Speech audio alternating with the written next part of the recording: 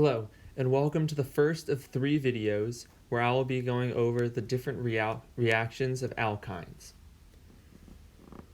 So an alkyne contains at least one carbon-to-carbon triple bond, and this bond has one sigma bond that is sp hybridized, and then 2 pi bonds that are unhybridized p orbitals. The simplest alkyne you would encounter would be acetylene, with the carbon-to-carbon triple bond and then a single bond between a carbon and a hydrogen at either end of the acetylene. Now the nomenclature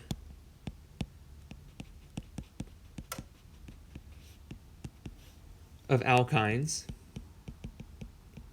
is going to be very similar to what you would see with alkanes and alkenes. However, when you name it, if you have, this would be pentane, pentene,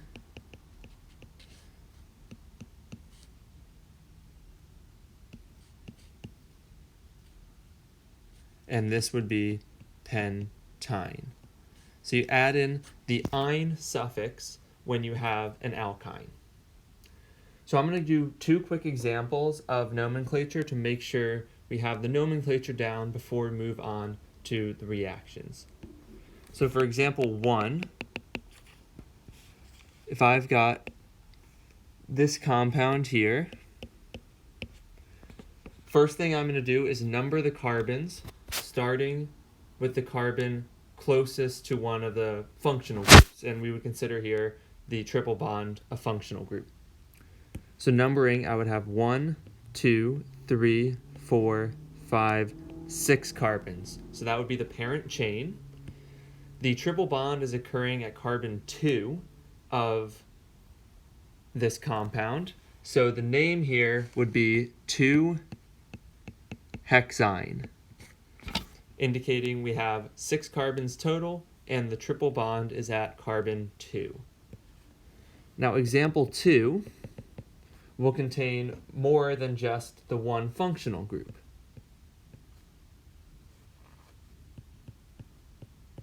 If we have this compound here, I'm going to start numbering down at the carbon here. So that would be 1, 2, 3, 4, 5, and 6.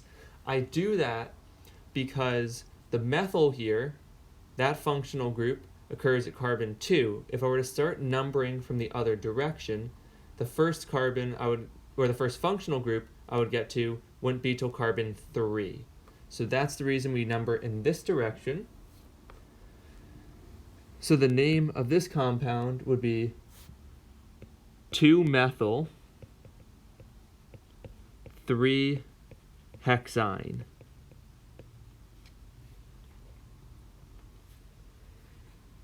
Now another property of alkynes that makes them different from alkanes and alkenes is going to be the acidity of them. So if I give you here ethane,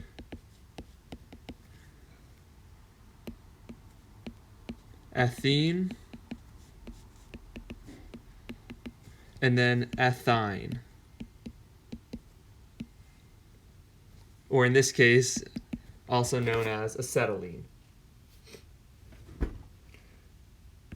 The pKa values of each of these are 50, 44, and 25. So the acetylene here is much more acidic, 10 to the 19th times more acidic than the ethene is. And the acidity is coming from the electron density being closer to the positively charged nucleus when this loses a hydrogen.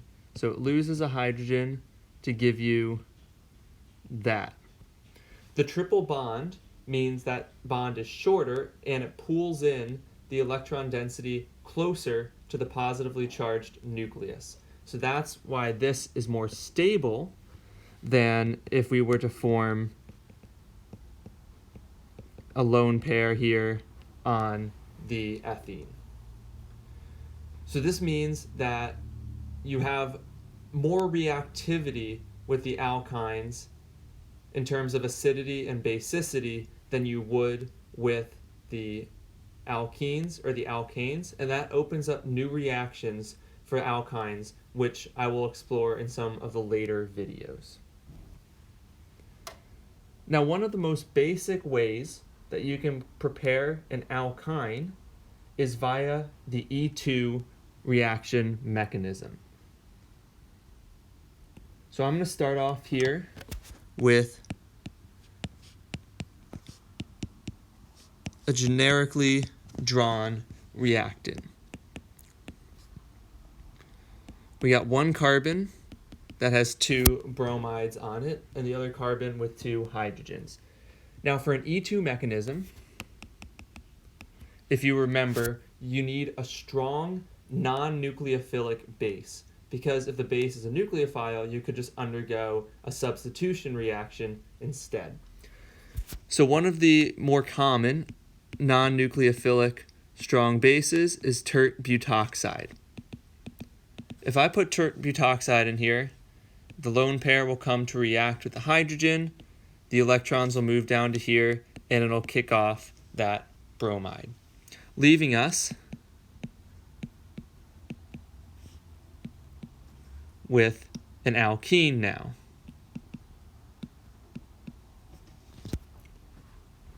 Now this second step is going to require a very strong non-nucleophilic base.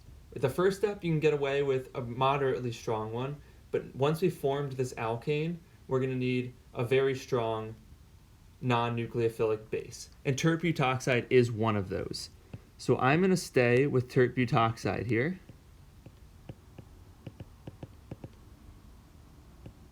It will attack the hydrogen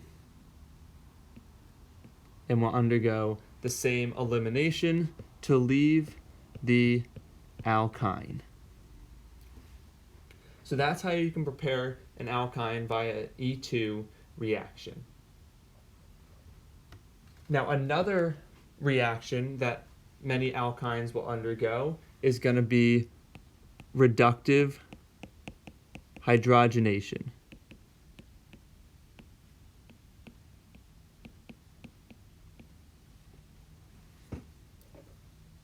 Now the reductive hydrogenation is going to take place in a almost identical fashion to the reduction of an alkene with hydrogenation. So if I have this alkyne here and I react it with H2, two equivalents, with a palladium on carbon catalyst, I will end up with the alkane. Now the mechanism of this is a little bit complicated, but I'm going to go through quickly here what the catalytic cycle of this reaction is. So I'll get a new page to undergo the catalytic cycle. So initially you have your palladium 0, meaning it is not an ion at this point. It has all the electrons of elemental palladium. It will combine with hydrogen gas to give you palladium 2 with the two hydrogens bonded to it. So now we have the catalyst with the two hydrogens, and in will come our alkyne.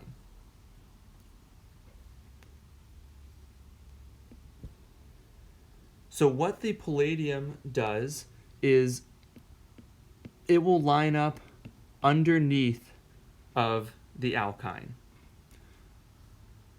And I'll put in a different color here to differentiate the palladium from our alkyne. It will line up down here and kind of be coordinated to the alkyne.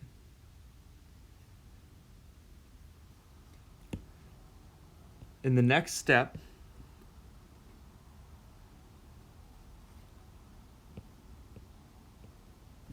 one of the pi bonds in the alkyne will bond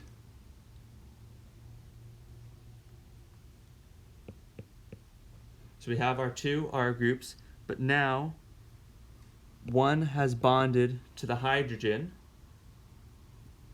and then we have our palladium 2 over here still bonded to the other hydrogen. Then in the last step, the palladium returns back to its palladium 0 state, and the hydrogen is added onto the now newly formed alkene. Now this process can go again and reduce the alkene to an alkane. And that process will continue and fully reduce to the alkane unless you use a catalyst that would be often called like a poison catalyst is a name for it, and it will halt the reduction step at the alkene. So to halt at the alkene, two of the common catalysts used to do this are the Lindlar's catalyst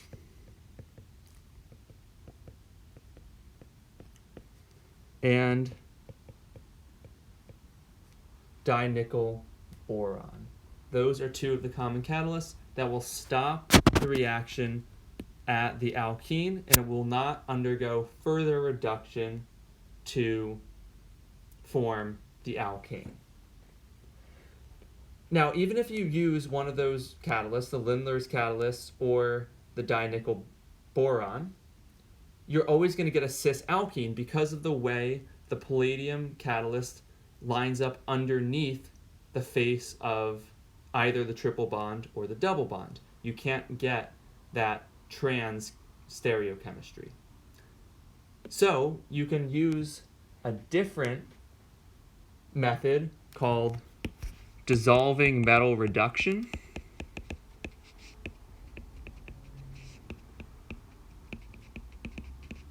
to form your trans alkene. And I'll show the mechanism below.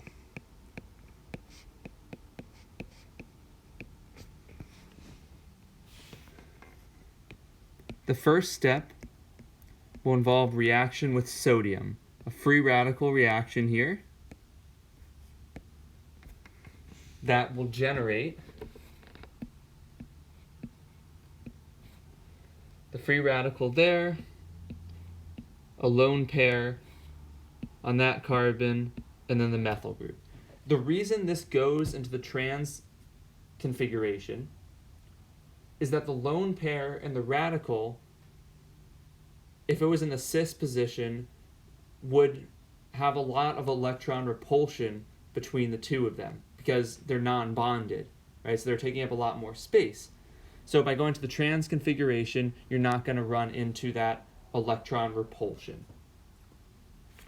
This will now react with ammonia that will donate a hydrogen. So you still have the free radical, but now you've got your hydrogen and then the methyl group. This will react with another sodium. So now there's a lone pair on the carbon. This will again react with ammonia, which will donate a hydrogen. right? That's a lone pair now. That will react with the hydrogen there, and you'll be left with your trans alkene. So that's the dissolving metal reduction. That will give you the trans alkene, while the hydrogenation using either Lindlar's catalyst or the dinickel boron will give you the cis alkene. So that is it for the first video on the alkynes. I will publish 2 more videos that will go into more of the reactions that alkynes commonly undergo.